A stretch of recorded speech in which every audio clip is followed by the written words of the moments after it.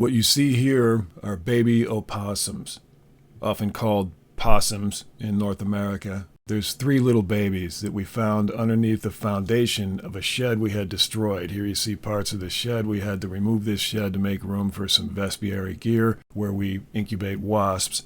So we had to remove an old woodshed. And when we got down into the foundation to do the foundation demolition, what do we find? 3 little puffballs and tails. And they were hiding in there, playing dead, trying not to come out. But we got them to come out eventually. As you see here, we had to capture them, and they were fast. They tried to run, but we captured them and put them into some live cages temporarily. In general, possums are beneficial animals that are good for the ecosystem.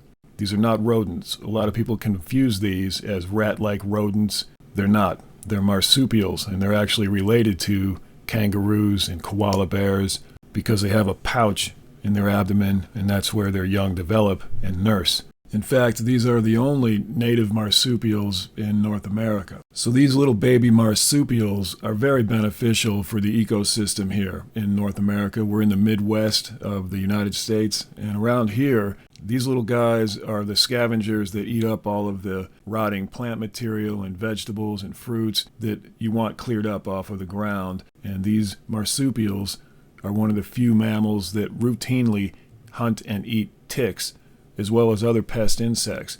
So possums are an important part of the biological pest control mechanism in the local ecosystem. They also hunt mice, rats, poisonous snakes, so they do an important job. As scavengers, they also help clean up dead animal carcasses in the wild.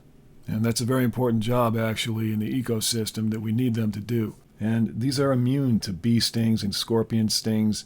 They're not likely to spread rabies or botulism because they have a natural resistance to these diseases. So in general, possums are friends of ours and we like to have them around.